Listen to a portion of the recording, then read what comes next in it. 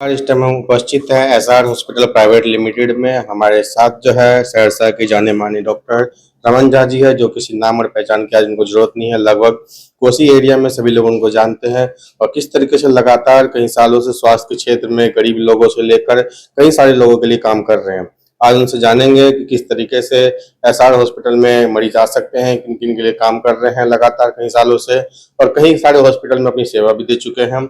नमस्कार, आपका स्वागत है हमारे न्यूज में। बहुत बहुत धन्यवाद आपका।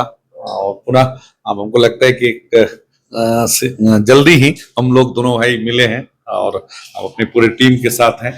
सबसे पहले मैं आपको एक बात बता दूं कि दर्शकों को, मैं भी बहुत सारे लोगों को नहीं पता है कि मैं पेशेवर चिकित्सक नहीं हूं, और लेकिन हाँ, डॉक्टरेट की डिग्री मेरे पास है।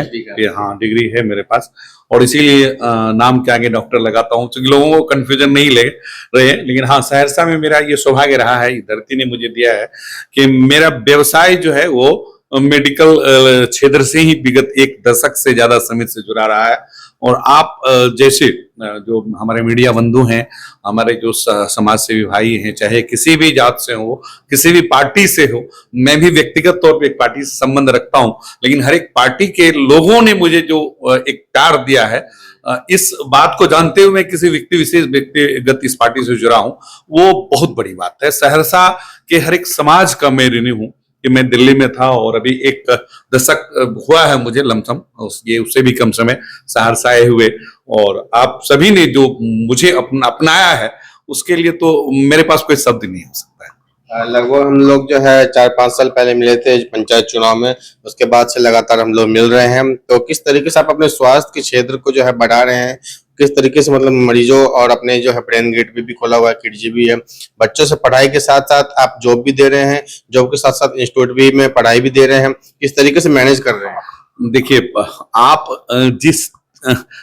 जिस चीज को आप अनुभव करते हैं ना, और वो आप ऊपर वाले की कृपा से जब आप सारे बाधाएं को पार करके एक कुर्सी आपको मिलती है ना, तो पीछे देखते हैं कि मैं अपने यात्रा को कहां से शुरू किया हुआ था।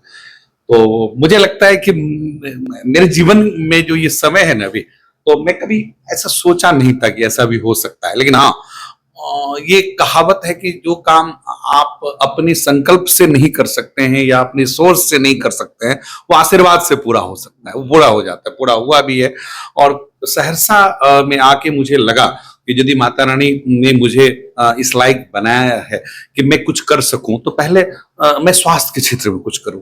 मैं शहर के नामचीन डॉक्टरों के साथ बैठा और उनसे भी मुझे बहुत प्रेरणा मिली, और उनके दिल में भी एक जज्बा था कि नहीं, सहरसा में कुछ बदलाव होना चाहिए। भले ही आप देखिए आज का जो परिवेश है उसमें ये बात है कि हम लोग कुछ भी हो जाता है तो जो सम्मानित डॉक्टर हैं उन पे उंगली उठाते हैं, लेकिन आप उनके परिस्थिति को देखिए कि आपके घर में एक मरीज है जिसको आप सेवा नहीं कर पा रहे हैं, लेकिन वो अस्पताल आता है तो हर एक सहयोगी के साथ प्रसिद्ध चिकित्सक से लेकर के और आम चिकित्सक तक वो उनके सेवा में लग जाते हैं। एक बहुत बड़ी बात होती है। हमें इस चीज को भी समझना होगा, और हमारे सहरसा के हमारे सभी बंधु को भी समझना होगा।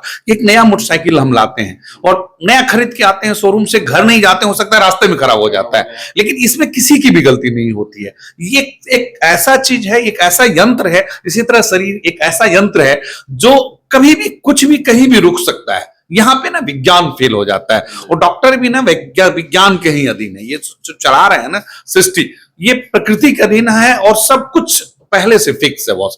तो हमें लगा कि इस क्षेत्र में आने के बाद हम आपकी कमी को यदि 100% नहीं 80% या 90% या 60% भी दूर कर पाते हैं, तो ये मेरे लिए बड़ी बात होती है। हाँ, दूसरा बात आता है कि आपका बजट क्या है। उस बजट में यदि आपको एक सहूलियत के साथ स्तरीय इलाज हो जाता है तो वो आपको अच्छा लगता है।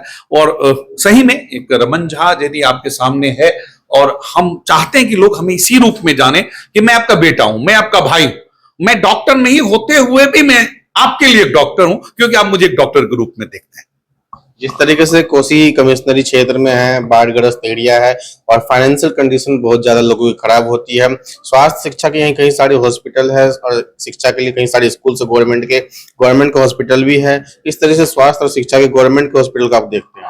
देखिए, मैं सरकार का बोले ना, अभी सरकार के पार्टी से जुड़ा हुआ हूं और मैं अच्छे पद पे भी हूं, लेकिन मैं खुल के कहता हूं कि आज यदि सदर हॉस्पिटल सहरसा, मैं ऐसे कहता हूं और आप इसको चलाइए बढ़िया से, सदर अस्पताल सहरसा यदि अपना 80% देने लगे ना, तो हम जैसे जो अस्पताल है ना उसका भट्टी बैठ जाएगा, एकदम मैं कह सकता हूं। लेकिन होता क्या है कि बहुत सारी तकनीकी समस्याएं आती हैं, ऐसा नहीं कि वहां के चिकित्सक नहीं काम करना चाहते हैं, लेकिन एक जो कोऑर्डिनेशन है ना वो नहीं बन पाता है, जिसके वजह से वो चाह के भी बहुत सारा चीज नहीं ले सकते हैं, और छोटी छोटी बातों को हम लोग ऐसा ले लेते हैं कि हम लोग आपे से बाहर हो जाते हैं। तो वो लोग भी क्या करते हैं कि अपने आप को ना सीमित दायरे में ढक लेते हैं।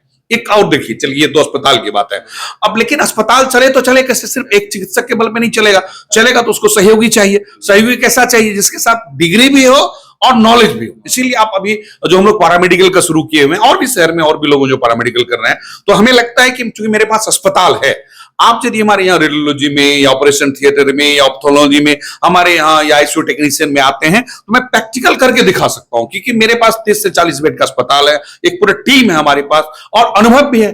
तो आप यदि हमारे यहाँ पैरामेडिकल में एडमिशन लेते हैं, कोई भी, क्योंकि ये भी कोर्स है और ये वोकेशनल है और प्रैक्टिकल बेस्ड कोर्स है, सप्ताह में 1 दिन का ट्रेनिंग है, ऐसा नहीं कि इलीगल, ये लीगल भी है। तो ये एक पहल हम लोगों ने शुरू किया हुआ है। मुझे लगता है कि सहरसा में आप और हम जैसे लोग जो पढ़ाई कमाई साथ साथ जारी रखना चाहते हैं, उसके लिए बेहतरीन विकल्प है, जो हम लोग इस महीने से 10 या 12 तारीख से एडमिशन इसका चालू करेंगे। विधिवत हम लोगों ने कोऑर्डिनेटर और भी स्टाफ को नियुक्त कर दिया है, और शिक्षा और स्वास्थ्य में यदि हम लोग चाहें तो बहुत कुछ संभव है। हाँ, इसमें एक बात है कि ईमानदारी 100% रहेगी, लेकिन आम आदमी को भी समझना पड़ेगा कि अस्पताल का भी एक दायरा है, उसके ऊपर भगवान है। ये थे हमारे साथ डॉक्टर रमन झा जी, जो एसआर हॉस्पिटल के डायरेक्टर हैं, व्यवस्थापक हैं, और लगातार कई सालों से गरीब और आर्थिक स्थिति से खराब लोगों की सहायता हमेशा कर रहे हैं।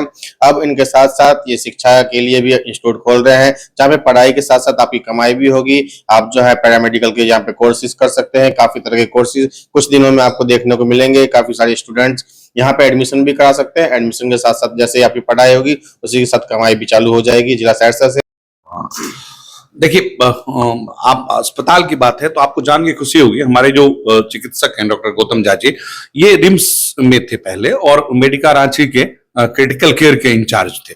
अब आप अंदाज करिए, वो सहरसा के बेटा है, वो रांची में सेवा दे रहे थे और फिर सब कुछ छोड़ के सहरसा है। तो ये एक तरह से कहा जाए तो इनका त्याग है। हाँ, व्यवसाय भी है, ऐसा कुछ नहीं कि व्यवसाय नहीं, लेकिन इंटेंशन प्योर है कि हमको अपने मिट्टी का कर्ज अदा करना है। ठीक है, 10 में से 10 मरीज किसी से ठीक नहीं हो सकता है, ये एकदम निर्विवाद है। आप भी 10 में से 10 आदमी को खुश नहीं रख सकते हैं, लेकिन यदि 8, 7 या 9 मरीज को आप ठीक कर रहे हैं, तो ये निश्चित रूप से धन्यवाद के पात्र हैं। और मुझे लगता है कि रमन झा और डॉक्टर गौतम झा जी मिलकर जो एक सपना देखे हैं शिक्षा और स्वास्थ्य के तौर पर सहरसा को सींचने का, आप लोगों का इसी तरह सहयोग यदि मिलता रहा, तो हमें लगता है कि अन्य और चिकित्सक की तरह हम लोग भी सहरसा में बहुत अच्छा करेंगे। तो आप लोगों का आशीर्वाद की जरूरत है डॉक्टर रमन झा, डॉक्टर गौतम झा की, क्योंकि बिहार के ही स्टूडेंट कोटा जाते हैं, दिल्ली जाते हैं, पटना जाते हैं। यहीं के टीचर्स भी वहाँ आपको मिलेंगे, कोटा में, पटना में, दिल्ली में। वहाँ की पढ़ाई अगर आपको अपने सहरसा जिला में मिल रहा है, वहाँ की जो हॉस्पिटलिटी की फैसिलिटी जो आपके सहरसा जिला में मिल रहा है, तो आपको कहीं सहरसा से बाहर जाने की जरूरत नहीं है। जिला सहरसा से